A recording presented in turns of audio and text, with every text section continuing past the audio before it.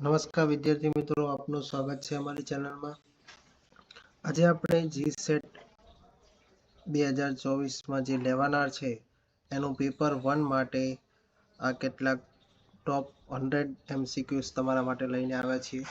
તો અહીંયા સૌથી પહેલાં વિડીયોમાં આગળ જતા પહેલાં તમે જો ચેનલમાં નવા હો તો ચેનલને જરૂર સબસ્ક્રાઈબ કરી દેવી અને વિડીયોને તમારા મિત્રો સુધી શેર કરી દેવો. તો સૌથી પહેલાં અહીંયા ક્વેશ્ચન છે કે મૂલ્યાંકનનો હેતુ શું છે. તમને 4 ઓપ્શન આપેલા હશે, તો એ ઓપ્શનમાંથી સાચો જવાબ અહીંયા આપણે રહેશે કે નિર્ણયકારક. મૂલ્યાંકનનો હેતુ શું છે? નિર્ણયકારકનો રહેશે. ત્યાર પછી બીજો ક્વેશ્ચન છે કે અધ્યયનની સફળતા માટે સૌથી વધુ અનિવાર્ય ઘટક શું હોય છે. તો અહીંયા 4 ઓપ્શન આપેલા છે તમને. તો કે અધ્યયતાની તત્પરતા, કે અધ્યયન સફળ થવા માટે જો અધ્યયતા તત્પરતા ના દેખાડે તો અધ્યયન એ નકામું થઈ જાય છે. બરાબર, તો અહીંયા ઓપ્શન એ અમારો સાચો જવાબ આવશે, અધ્યયતાની તત્પરતા. ત્રીજો ક્વેશ્ચન છે કે જે વિદ્યાર્થી વર્ગખંડમાં પ્રશ્ન પૂછતો રહે તો તેને શું કહેવામાં આવે છે. અહીંયા તમને 4 ઓપ્શન આપે છે. તો કે કોઈ ધારો કે વિદ્યાર્થી પ્રશ્ન પૂછે છે વર્ગખંડમાં, તો અહીંયા વિદ્યાર્થીને સતત પ્રશ્ન પૂછવા માટે પ્રોત્સાહિત કરવામાં આવે. એટલે કે જેટલા એના મનમાં પ્રશ્નો હશે એટલું જ એને વધારે ખબર પડશે, એટલે જ એના જે મનના અંદર સવાલો ઉઠેલા છે એનો જવાબ મળશે. તો એને ઓપ્શન ડી તમારો સાચો જવાબ આવશે કે સતત પ્રશ્નો પૂછવા માટે પ્રોત્સાહિત કરવામાં આવે છે. ત્યાર પછી નેક્સ્ટ ક્વેશ્ચન છે કે હ્યુરિસ્ટિક એ કેવી પદ્ધતિ છે.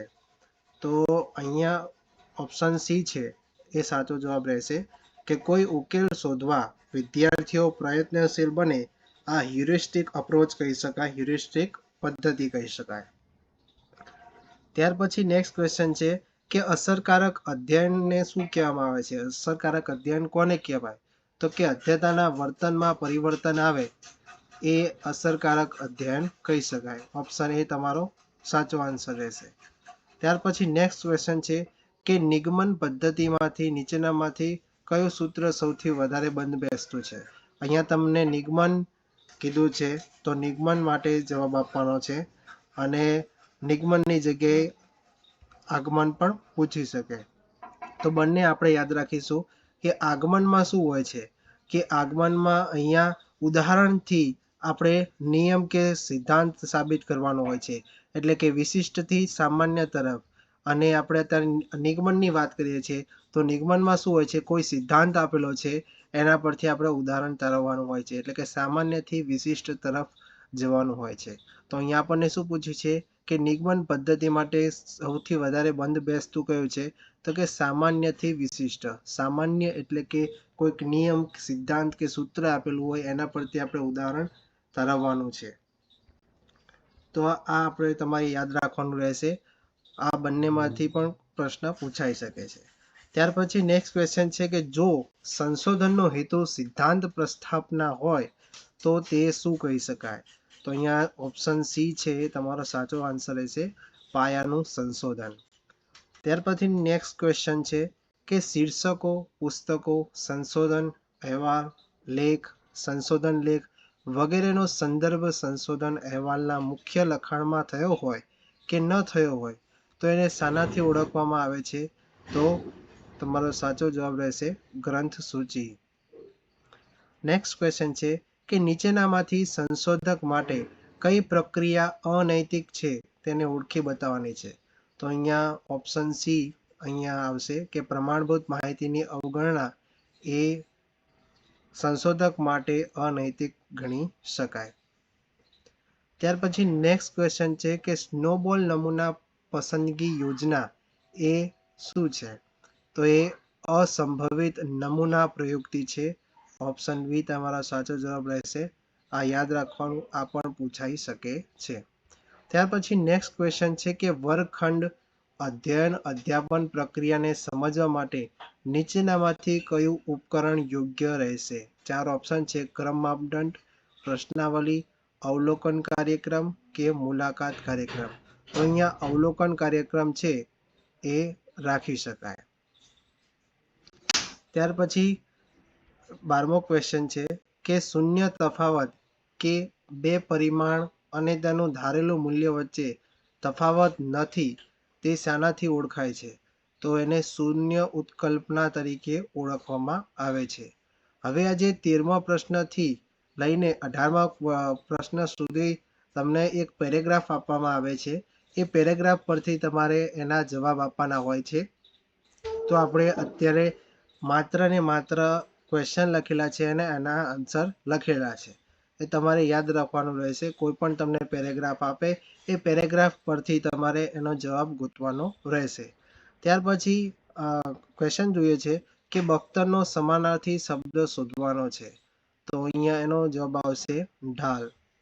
નેક્સ્ટ ક્વેશ્ચન છે કે બ્રિટિશ શાસનકાળ દરમિયાન એમની ભૂમિકા શું હતી? કે અહીંયા કોની ભૂમિકાની વાત કરી છે?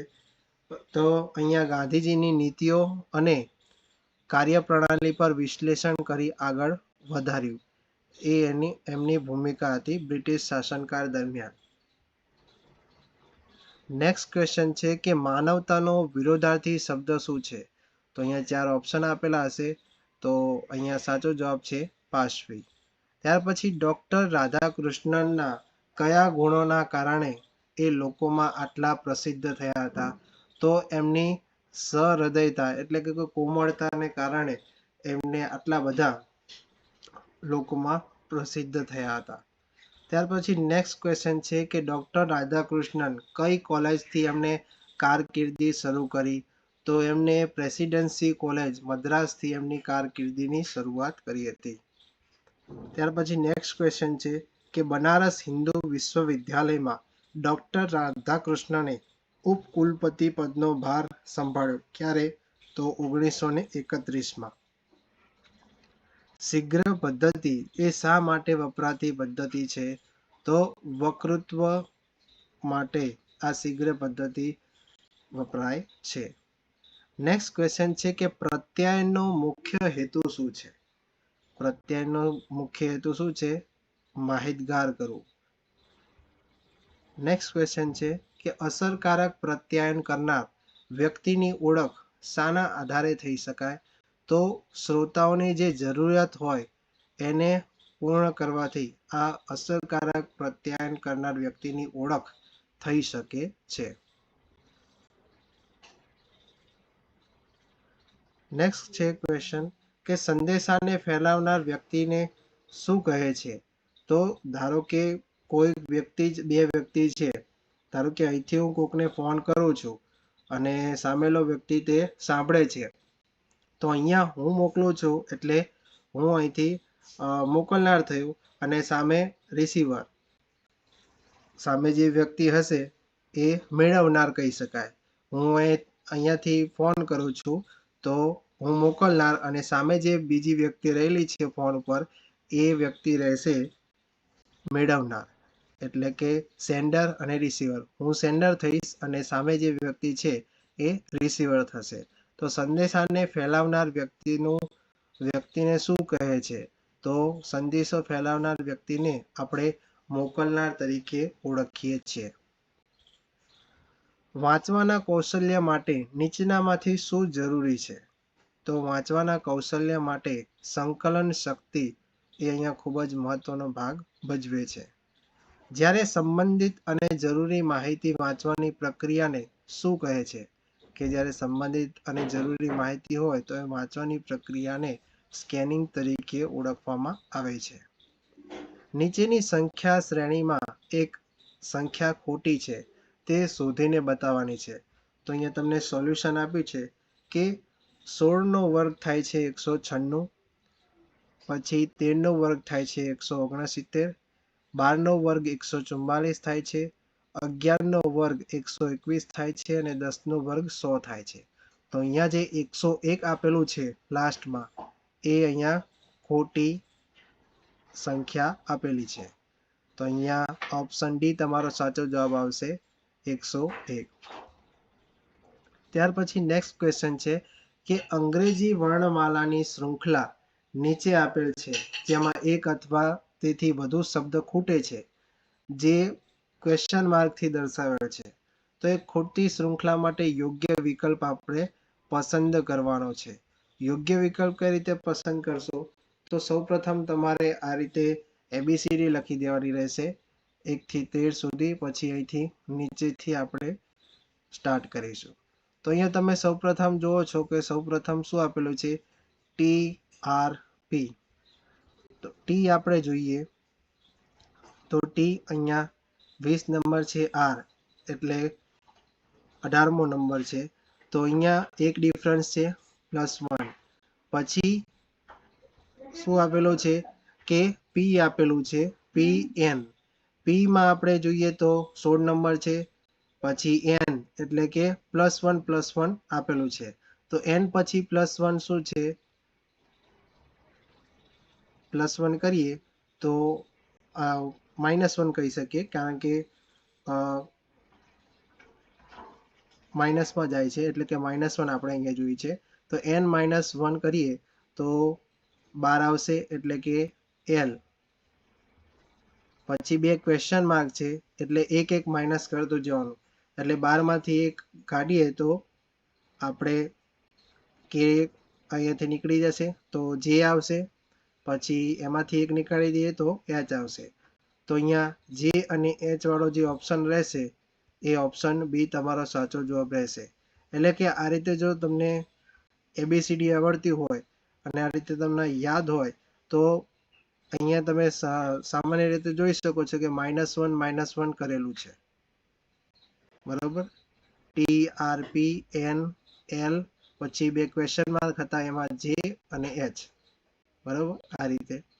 તો અહીંયા B is a right answer, JH. Next question જોઈએ કે સાંકેતિક શૃંખલામાં પછીનું ક્રમિક પદ શોધવાનું છે.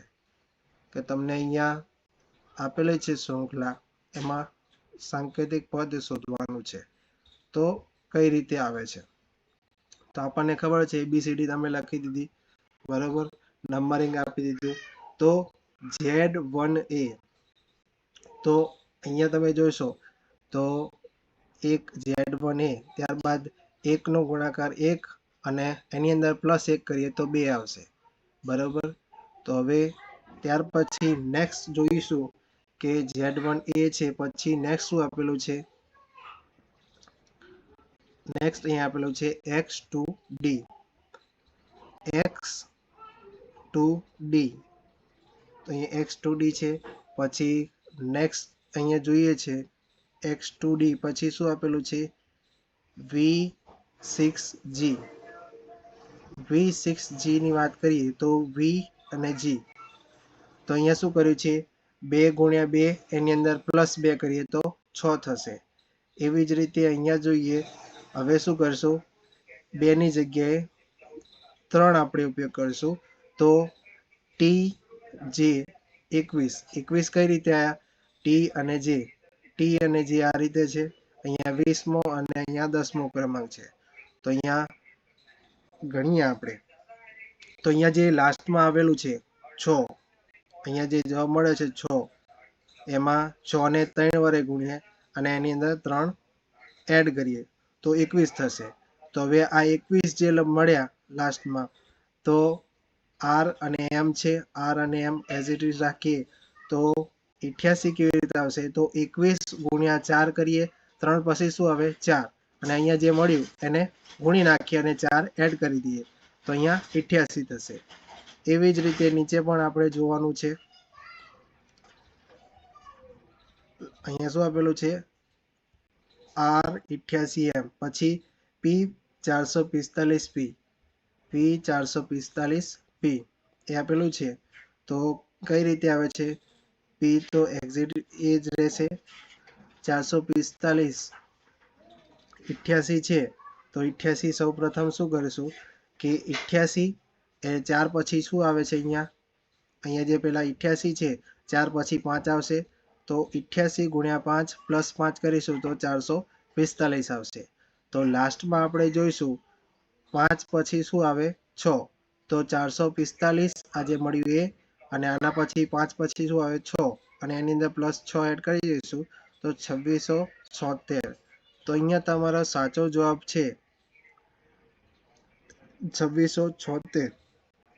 એ તમને બે ઓપ્શન આપેલા છે. તો અહીંયા તમારો આન્સર છે ઓપ્શન એ તમારો સાચો આન્સર આવશે. એન 2676S એ તમારો સાચો જવાબ રહેશે. ડિફરન્સ જોઈ લેવાનો છે તમારે. ઓકે, ચલો આવવા જઈએ આગળ. નેક્સ્ટ, એક વ્યક્તિને બતાવીને એક માણસ એક સ્ત્રીને કહે છે કે તેની માતા તારા પિતાની એક માત્ર દીકરી છે. તો આ સ્ત્રી તે વ્યક્તિને સંબંધમાં શું થશે?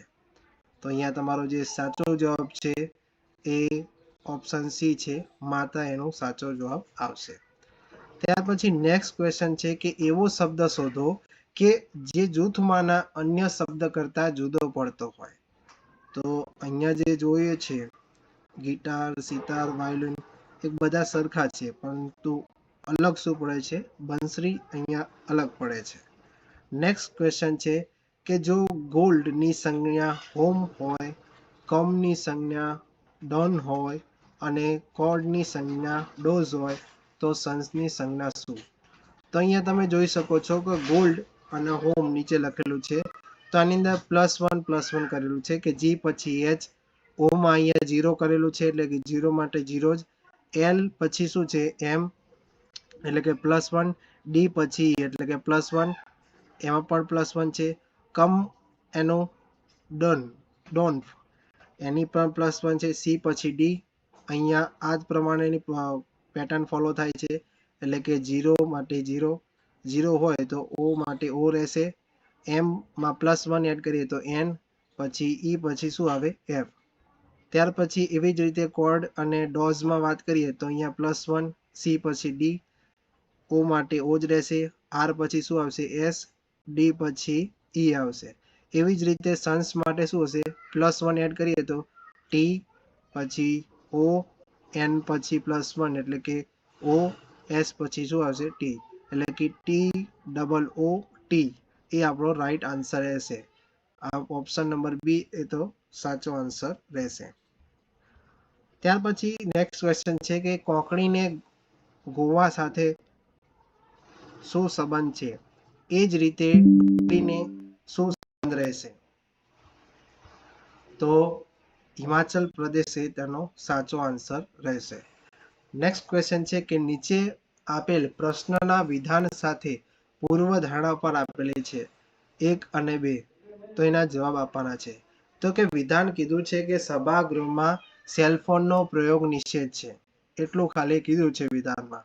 પણ પૂર્વધારણા 1 શું કહે છે કે જેમની પાસે સેલફોન છે તે આ સભાગૃહમાં બેસવાની પહેલા જ એમનો ફોન બંધ કરી દે. અને પૂર્વધારણા 2 કહે છે તો કે સામાન્ય રીતે કાર્યક્રમમાં આવનાર, પૂર્વધારણા 2 કહે છે કે સામાન્ય રીતે કાર્યક્રમમાં આવનાર લોકો સભાગૃહમાં સેલફોન લાવતા નથી. તો અહીંયા સીધી જ ખબર પડે છે કે પૂર્વધારણા માત્ર એક જ સાચી છે.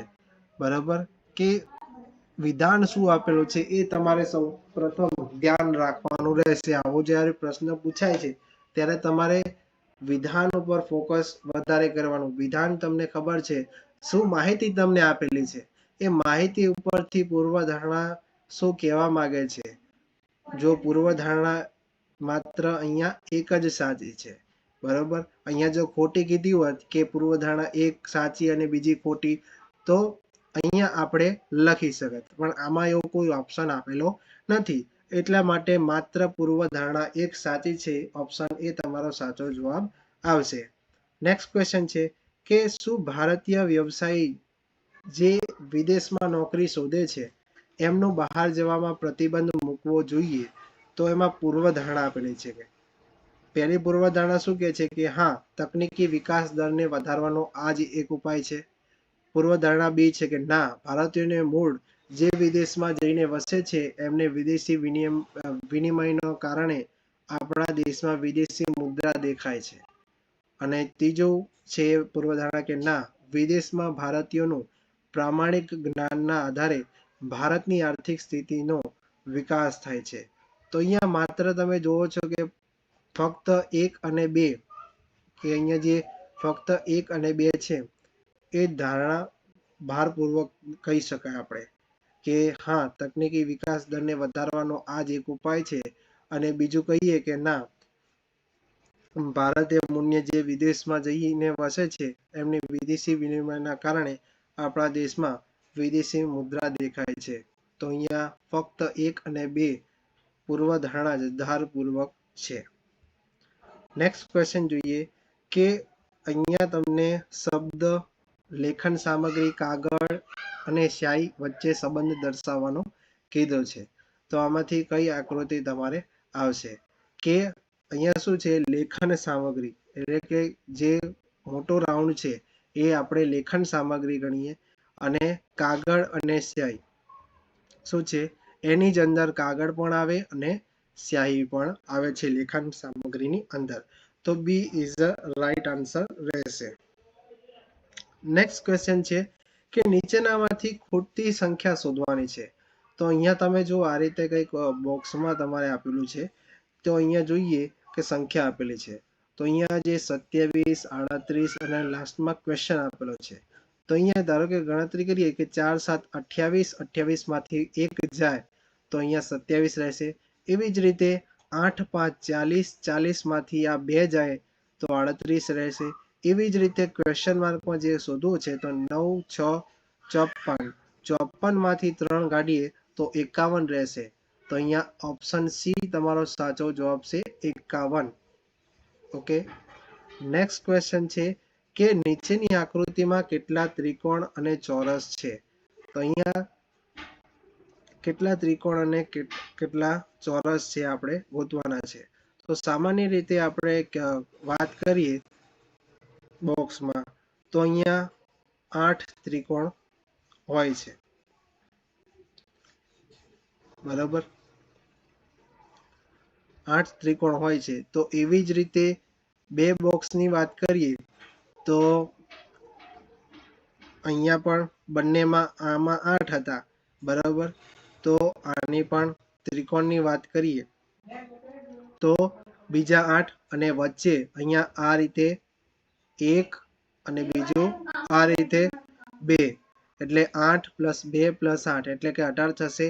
એવી જ રીતે 3 ની વાત કરીએ તો અહીંયા 8, 8, 8 બરાબર 24 થશે, અને અહીંયા 1 થશે અને અહીંયા 2 થશે, બરાબર. અહીંયા પણ 2 અને અહીંયા પણ 2 એટલે ટોટલ ગણીએ તો 28 અહીંયા ત્રિકોણ આપણને જોવા મળે છે. અને ચોરસની વાત કરીએ તો અહીંયા તો આપણને સામાન્ય રીતે કેટલા 3 ચોરસ તો દેખાય છે, બરાબર. પરંતુ ખરેખર 3 પછી આપણે જોઈએ તો બીજું આ અંદર આપેલું છે આ 1, આ પણ ચોરસ ગણીએ, અને બીજું આ, બરાબર. તો ટોટલ કેટલા થશે, 3 ને 2 5, તો 5 ચોરસ, 28 ત્રિકોણ અને 5 ચોરસ. તો તમારો સાચો જવાબ છે એસી, તમારો સાચો જવાબ રહેશે. 28 ત્રિકોણ અને 5 ચોરસ હોય છે. પછી સેન્સસ માહિતી એ કેવી છે, પ્રાથમિક માહિતી કહી શકાય. ત્યાર પછી નેક્સ્ટ ક્વેશ્ચન છે કે શહેરી વિસ્તારમાંથી જુદા જુદા બ્લડ ગ્રુપના વ્યક્તિઓની માહિતી મેળવવામાં આવે એને ગુણાત્મક માહિતી તરીકે ગણી શકાય. નેક્સ્ટ ક્વેશ્ચન છે કે નીચેનામાંથી પાઈ ચાર્ટમાં એક પરિવારનો ઘર ખર્ચ બતાવવામાં આવ્યો છે, અને અન્ન, કપડાં, ભાડું અને અન્ય ખર્ચ તથા બચત આપવામાં આવી છે. હવે આ જો માનસિક આવક પરિવારની 60,000 હોય તો માસિક બચત કેટલી થશે. તો અહીંયા આ જે આપેલું છે તો અહીંયા 360 ડિગ્રી આપણે કહી શકીએ, બરાબર. હવે 360 ડિગ્રી છે તો ટોટલ કરીએ છીએ, અહીંયા કેટલું આપેલું છે ગણતરી કરીએ 108, 72, 72 અને 72. તો ટોટલ આપણે 324 છે, એટલે કે ટોટલ 360 માંથી 36 આવે છે, એટલું અત્યારે ધ્યાન રાખીએ. તો 36 ક્યારે આવે, 360 માંથી 36 ક્યારે કેટલા ટકા થાય તો 36 આવે, બરાબર. 10% થશે તો 36 આવે. તો અહીંયા વાત શું કરેલી છે કે પરિવારની માસિક આવક કેટલી છે, 60,000. તો 60,000 સિમ્પલ ગોતવું હોય બચત ગોતવાની છે. તો સિમ્પલ એના 10% કરી નાખો કે 60,000ના 10% કરી નાખો તો સિમ્પલ તમને જવાબ મળશે 6%. તો અહીંયા જે બચત રહેશે એ 6,000 રહેશે. એમની માસિક બચત કેટલી? 6,000 રહેશે. ત્યાર પછી નેક્સ્ટ ક્વેશ્ચન જોઈએ કે નીચે દર્શાવેલા સ્તંભ આલેખમાં વર્ષ 2004ના પ્રથમ 6 મહિનામાં દિલ્હીમાં નોંધાયેલ મોટર કાર તથા 19 કુલ વાહનો દર્શાવવામાં આવ્યા છે. મે થી જૂન 2004માં મોટર કારની નોંધણીમાં કેટલા ટકા વધારો થયો હશે? તો અહીંયા જે બોક્સ દર્શાવ્યું છે મોટર કાર છે અને બીજું આપેલું છે કુલ વાહનોની સંખ્યા આપેલી છે.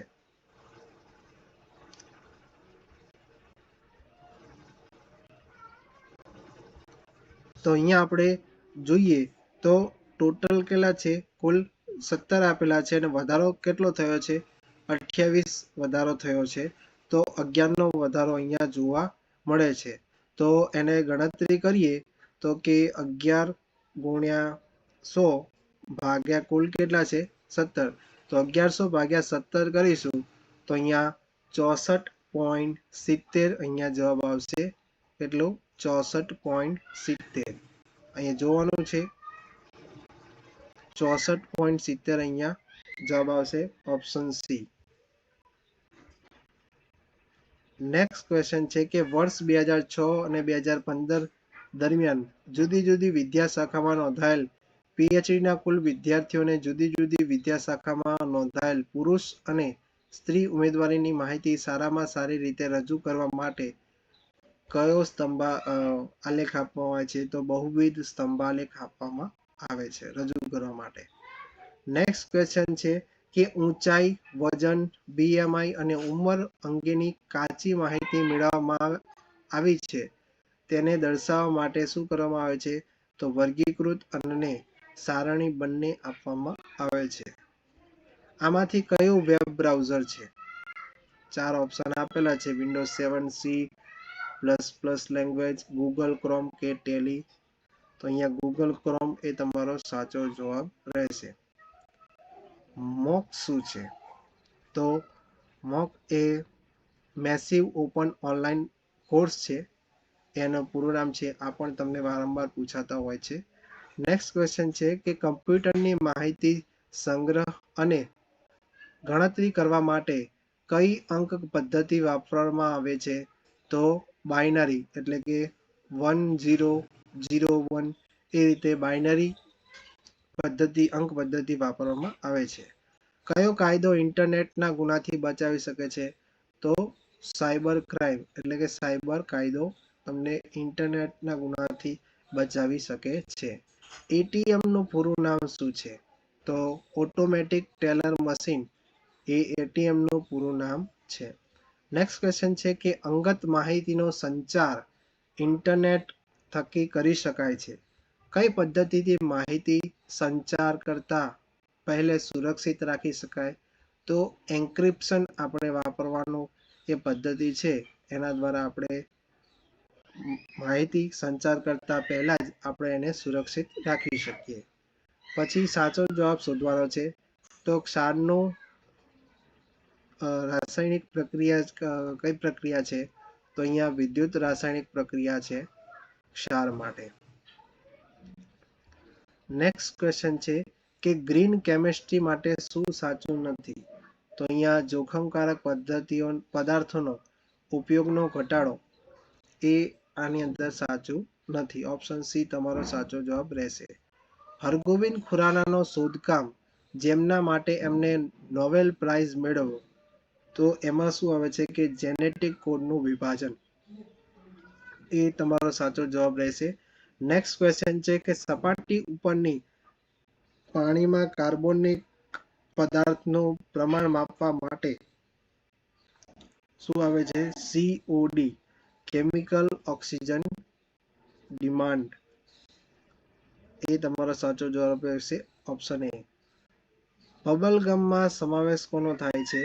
તો ઓપ્શન સી ટ્રાન્સલેસિસ, સ્ટાયરીન, બ્યુટાલાઇન, રબરનો ઉપયોગ થાય છે. વૈશ્વિક અવબોધ માટે દર વર્ષે આપણે કયા દિવસે વિશ્વ પર્યાવરણ દિવસ ઉજવીએ છીએ? તો 5 જૂનના દિવસે.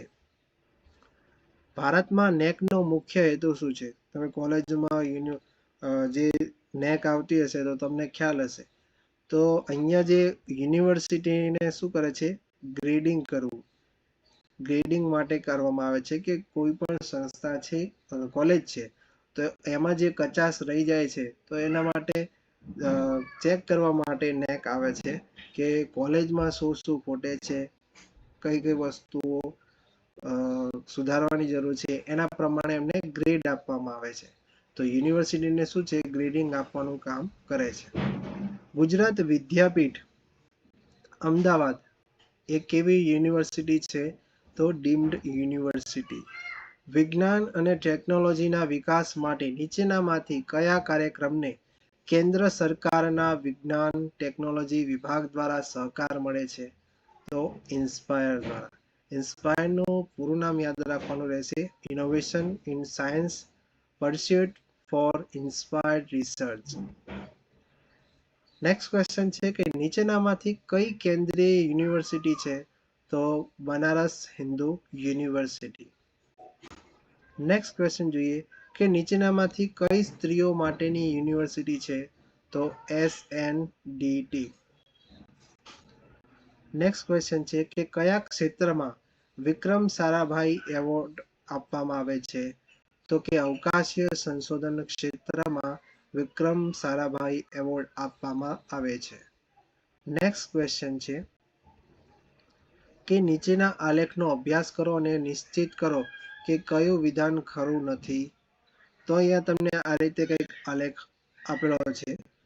એમાં અહીંયા તમને ધોરણ 1માં વિદ્યાર્થીઓની સંખ્યા બતાવેલી છે અને નીચે શૈક્ષણિક વર્ષ દર્શાવેલ છે. એના પરથી તમારે આન્સર આપવાનો રહેશે. તો અહીંયા તમે 4 ઓપ્શન છે, એમાં સાચો ઓપ્શન છે 1995-96 અને 1996-97માં અભ્યાસ કરતા વિદ્યાર્થીઓની સંખ્યાનો ગુણોત્તર અને 96-97 અને 97-98 અભ્યાસ કરતા વિદ્યાર્થીની સંખ્યાનો ગુણોત્તર સરખો છે. તો એ સાચો જવાબ રહેશે. તમે વિડીયોને પોઝ કરીને જોઈ શકો છો, બરાબર, અને કમેન્ટ કરીને જણાવી શકો છો. નેક્સ્ટ ક્વેશ્ચન છે કે ટાયર બનાવતી એક કંપનીએ રેકોર્ડ રાખ્યો છે કે ટાયર બદલવું પડે તે પહેલા કેટલું અંતર તેણે કાપ્યું છે? નીચે આવા 1000 ટાયરનો રેકોર્ડ આપેલો છે.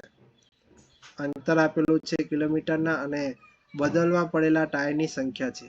400 થી ઓછુંમાં 210 છે ટાયરની સંખ્યા, 400 થી 900માં 325 છે, 900 થી 1400માં 385 છે અને 1400 થી વધારેમાં બદલવા પડે તેવા ટાયરની સંખ્યા 80 છે.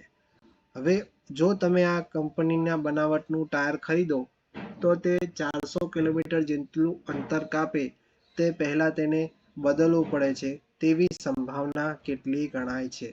તો સંભાવના બરાબર આપણને ખબર છે કે પ્રયત્નોની સંખ્યા ભાગ્યા કુલ. તો પ્રયત્નો કેટલા છે? 400 કિલોમીટરની વાત કરેલ છે. તો 400 કિલોમીટર એટલે કે 210 એની સંખ્યા છે. તો 210 અને કુલ કેટલા છે? કુલ અહીંયા આપેલા છે. આવા 1000 ટાયરનો રેકોર્ડ છે, બરાબર. તો ભાગ્યા 1000, તો અહીંયા સંભાવના કેટલી થશે? 0.21. તો એ તમારો સાચો આન્સર રહેશે ઓપ્શન સી, 0.21. નેક્સ્ટ ક્વેશ્ચન છે કે સંશોધક તરીકે તમે તારણ કાઢ્યું છે કે સજાની તીવ્રતા અને વિદ્યાર્થીની સિદ્ધિ વચ્ચે 86 જેટલો સહસંબંધ છે. તો આનો અર્થ શું કહી શકાય? તો સજાની તીવ્રતામાં વધારો કરવાથી વિદ્યાર્થીઓની સિદ્ધિમાં ઘટાડો થશે, એ એનો સહસંબંધ અર્થ કહી શકાય છે. એક પ્રાયોગિક સંશોધન દ્વારા તમે A અને B અધ્યાપન પદ્ધતિની અસરકારકતાને અભ્યાસ કરવા માંગો છો. દરેક જૂથમાં યાદચ્છિક રીતે પસંદ કરેલ 50 વિદ્યાર્થીઓ છે. પ્રાપ્ત માહિતીનું વિશ્લેષણ કરવાની યોગ્ય પદ્ધતિ કઈ હશે? યોગ્ય પદ્ધતિ ટી ટેસ્ટ તરીકે ઓળખવામાં આવે છે. એક જ લેન પ્રોટોકોલનો ઉપયોગ કરીને એક મોટા વિસ્તારનું 2 લેન જોડાણ કરવા માટે શાનો ઉપયોગ થાય છે? તો બ્રિજીસનો ઉપયોગ અહીંયા થાય છે. નેક્સ્ટ ક્વેશ્ચન છે કે નીચેના પૈકી કઈ સ્વિચિંગ ટેકનિક છે? તો ઉપરની દરેક છે આપેલી છે circuit switching, message switching, packet switching, આ ત્રણેય એટલે કે ઓપ્શન ડી તમારો સાચો જવાબ રહેશે. નેક્સ્ટ ક્વેશ્ચન છે કે શાના વચ્ચે પ્રત્યાયન કરવા માટે પ્રોટોકોલનો ઉપયોગ થાય છે? તો અસમાન મોડ્યુલનો અહીંયા ઉપયોગ થાય છે. સામાન્યતઃ લેન માટે માહિતી સંક્રમણનો દર કેટલો હોય છે? કે 1 થી 100 MB/s હોય છે.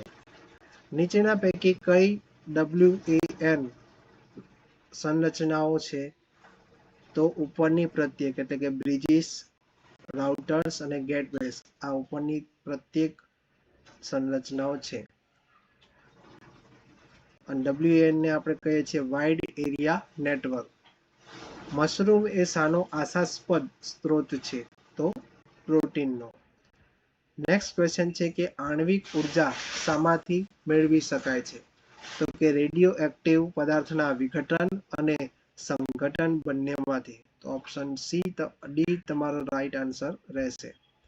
નેક્સ્ટ ક્વેશ્ચન છે કે પેટ્રો પ્લાન્ટ શાનો સ્ત્રોત છે? તો એ પ્રવાહી હાઇડ્રોકાર્બનનો સ્ત્રોત છે. નેક્સ્ટ ક્વેશ્ચન છે કે વ્યાવસાયિક રુગ્ણતા એ શાનું પરિણામ છે? તો કે ઝેરી રાસાયણિક અવશેષો એનું પરિણામ છે. નીચેના પૈકી કયો ઉર્જા સ્ત્રોત બિન વાણિજ્યિક છે? તો કે ખેતીમાંથી નીકળતો કચરો એ ઉર્જા સ્ત્રોત બિન વાણિજ્યિક છે. નેક્સ્ટ ક્વેશ્ચન છે કે શૈક્ષણિક સંશોધનને કઈ બાબતને પૂરતું મહત્વ આપ્યું નથી? તો પુખ્ત વિદ્યાર્થીઓની અધ્યયન શૈલીને. નેક્સ્ટ ક્વેશ્ચન છે કે કારકિર્દી પ્રગતિ યોજનાને સંશોધન પ્રકાશનો સાથે સાંકળવાથી એમાં શું થશે? સંખ્યામાં વધારો થવાને કારણે સંશોધનની જે ગુણવત્તામાં શું થશે? બગાડ થશે. નેક્સ્ટ ક્વેશ્ચન છે કે નીચેની પૈકી કઈ બાબતની છૂટ ઇગ્નુ નથી આપતી? તો કે અભ્યાસ માટેના કોર્સના નિશ્ચિત જોડકાઓ એ ઇગ્નુ છૂટ આપતી નથી. આધ્યાત્મિક મૂલ્યમાં કઈ બાબતને ક્યારેય સ્થાન નથી? તો અસ્પૃશ્યતાને ક્યારેય સ્થાન અંદર જોવા મળતું નથી. નેક્સ્ટ ક્વેશ્ચન છે કે 1992નો રાષ્ટ્રીય શિક્ષણ નીતિનો પ્રોગ્રામ ઓફ એક્શન કઈ બાબતનો સમાવેશ થતો નથી? તો એમાં બધા માટે અંગ્રેજી ફરજિયાત એ આની અંદર સમાવેશ થતો નથી. 1992ની જે રાષ્ટ્રીય શિક્ષણ નીતિની વાત કરવામાં આવી છે તેની. નેક્સ્ટ ક્વેશ્ચન છે કે નીચેના પૈકી કયું શિક્ષણનું લક્ષ્ય નથી?